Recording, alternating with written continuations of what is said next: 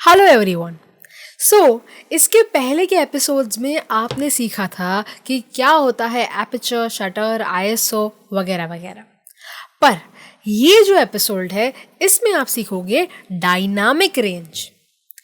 ये एपिसोड में dynamic range क्या होता है उसकी पूरी डिटेल जानकारी आपको मिल जाने वाली है। आप समझ सकते हो कि हमारा ये वीडियो, हमारा ये ट्यूटोरियल और ये पूरी की पूरी सीरीज कितनी इफेक्टिव, कितनी एजुकेशनल है।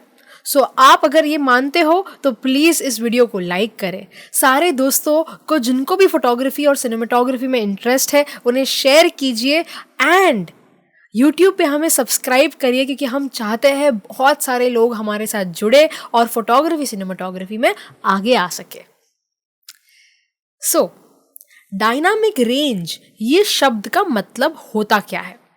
अगर मुझे बहुत ही सरल भाषा में आपको समझाना हो तो एक चेहरा है, ठीक है, और एक जगह से सूरज है।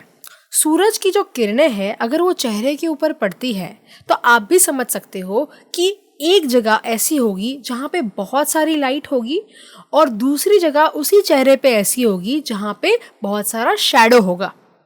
देखिए, सूरज एक ही जगह पर है, एक ही मेन सोर्स ऑफ लाइट है।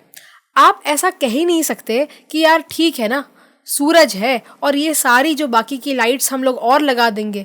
आप जो है जब भी स्टूडियो के अंदर काम करते हो आप 3-4 लाइट्स लगाते हो, पर अगर असल में समझने बैठे तो 1 पॉइंट सोर्स ऑफ लाइट होता है जो मेन सोर्स होता है, और हमारे इस केस में सूरज मेन सोर्स ऑफ लाइट बन जाता है।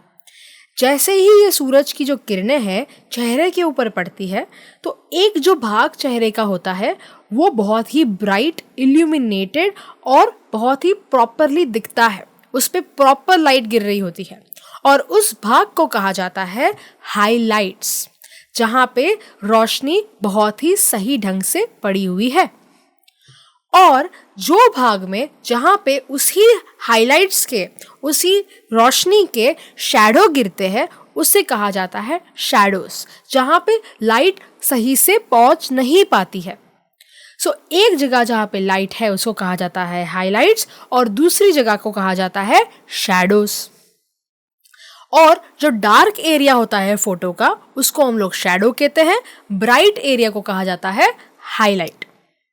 और ये जो बीच के टोन्स है, देखिए एक हाईलाइट और शैडो है, पर जो बीच में रहेगा उसको भी तो कुछ कहोगे, उसको कहा जाता है मिड टोन्स, जहाँ पे ना ही तो वो जो पार्ट है वो ब्राइट है ना ही तो वो पार्ट डार्क है, वो जो है इक्वल है, ठीक है, वहाँ पे उसको कहा जाता है मिड टोन्स।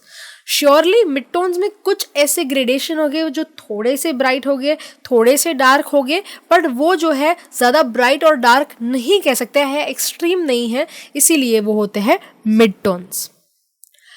जब आप जो है डायनामिक रेंज की बात करते हैं तब आप ये हाइलाइट से लेके शैडोज तक जो लाइट पहुंच रही है, ब्राइटेस्ट टू डार्केस्ट एरिया तक जो लाइट की ग्रेडेशन पहुंच रही है, उस ग्रेडेशन को, उस रेंज को कहा जाता है डायनामिक रेंज, क्योंकि ये बहुत ही डायनामिक है। आप समझिए ब्राइट से डार्क तक जा रहे हो, काफ़ी डिफरेंस आ रहा है, इसीलिए ये है डायनामिक, और ये रेंज है इसीलिए कहा जाता है रेंज, डायनामिक रेंज।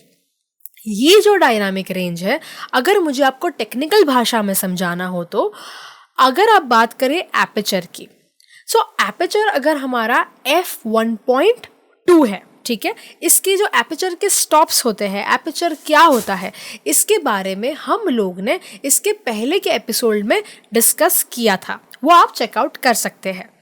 अभी में हम लोग ये बात करेंगे कि जब हम लोग बात करें एपर्चर f1.2 पे, जहाँ पे जो है सादा लाइट अंदर आती है, बहुत ही ब्राइट होता है, जो भी आप फोटो या वीडियो कवर करते हो वो बहुत ही ब्राइट होता है, एंड जैसे ही आप 1.2 से 2 पे जाते हो, 2.8 पे जाते हो, 4 पे जाते हो, ये जो सर्कुलर होता है, जो सर्कल होता है वो छोटा होता जाता है।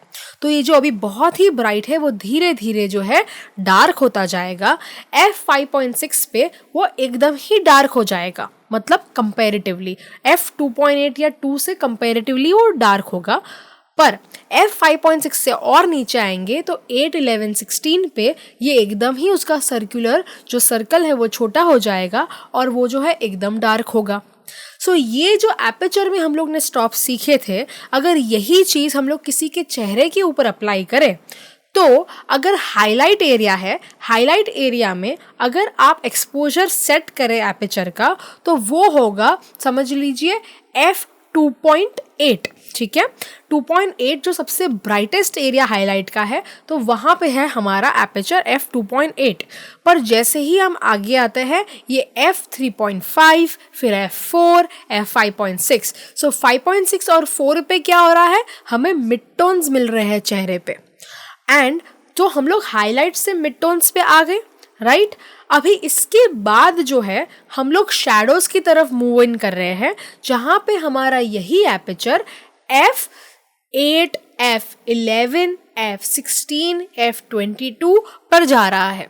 सो हमारा ब्राइट से डार्क की जो जर्नी थी, हाईलाइट से शैडोज की जो ये पूरी जर्नी थी, ये जो पूरा रेंज था, अगर हम उसको एपर्चर की वैल्यूएशन में कंसिडर करें, जो टेक्निकल भाषा होती है उसके स्टॉप्स में कंसिडर करें, तो आप देख सकते हो कि पूरे एपर्चर की रेंज जो है वो आपको एक चेहरे पे देखने को मिलती है। आपने डायनामिक रेंज इस फोटो का कैसे कंसिडर किया, उसके हाइलाइट्स के शैडोज में कैसे एपर्चर के स्टॉप्स बैठ रहे हैं उसके बेसिस पे। एग्जैक्टली यही चीज़ होती है जो आपको कोई भी कैमरा की कंपनी समझाना चाहती है, या आपको खुद को भी पता होनी चाहिए। जब हम बात करें कि यार ये कैमरा का डायनामिक रेंज कितना है, कितने स्टॉप्स का डायनामिक रेंज है, बड़े बड़े टेक्निकल लगते हैं लोग जो ऐसी बातें करते हैं।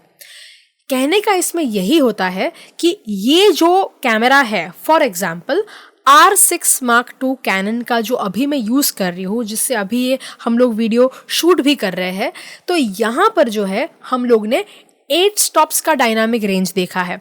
जो अगर आप कोई भी वेबसाइट पे जाओगे, अभी ही मैं अगर लिखूँ कि कैनन की ऑफिशियल वेबसाइट पे जाके मैं देखूँ कि स्पेसिफिकेशन में क्या है, तो वहाँ पे लिखा होगा कि 8 स्टॉप्स डायनामिक रेंज। ठीक है, +- 8 स्टॉप्स, मतलब कि अगर लाइटिंग सिचुएशन बहुत ही टॉप क्लास है, ISO मिनिमम पे रखा गया है, मतलब ऐसा नहीं है कि आपने बहुत ज़्यादा 6400 या बहुत ज़्यादा हाई ISO पे काम कर रहे हो, तो फिर डायनामिक रेंज थोड़ी सी डिफ़र करती है। डायनामिक रेंज का स्टॉप्स जो कंपनी आपको देती है वो 100% तब होती है जब आप actual lighting condition, favourable lighting condition, जहाँ पे आपको ISO मिनिमम रखना पड़े, वहाँ पे उसका डायनामिक रेंज जो उसका स्टॉप्स की कैपेसिटी है वो कम्प्लीटली दिखती है।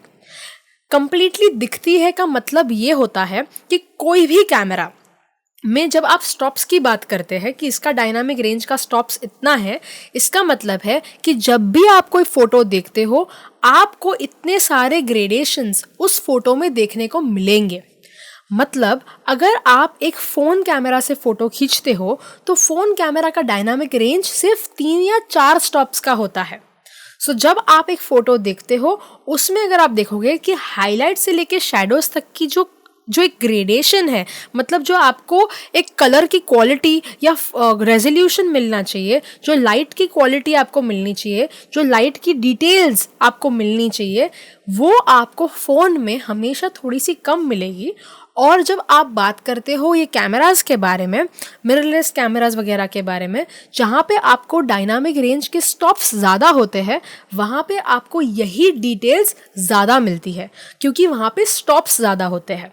जब स्टॉप्स ज़्यादा होते हैं, अब यही जो डिटेल्स है, जो लाइट की डिटेल्स है, वो ज़्यादा कवर कर पाती है, ज़्यादा कैप्चर कर पाती है।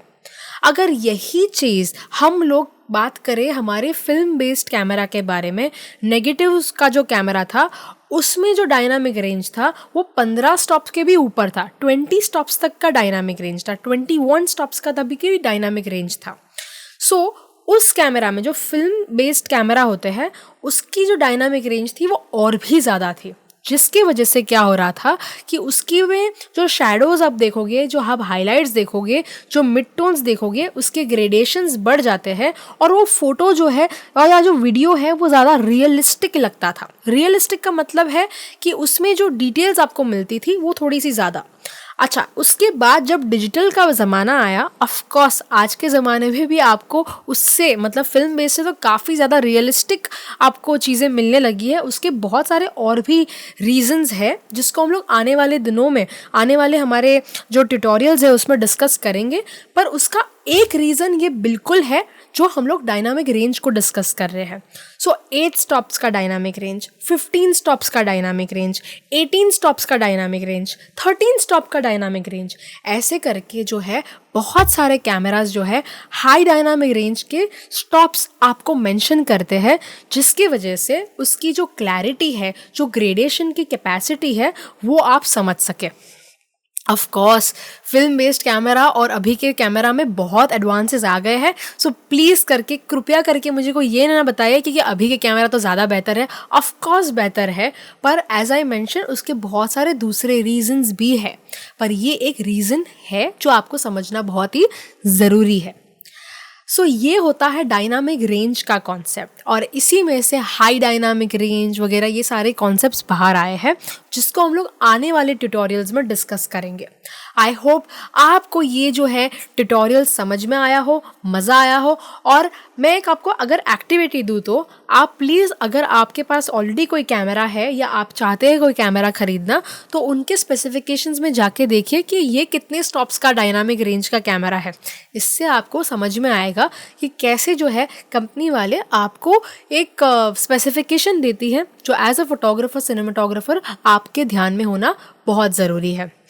Thank you so much everyone. I hope आपको ये वीडियो पसंद आया हो, and see you in the next video which is going to be on Thursday 6 PM.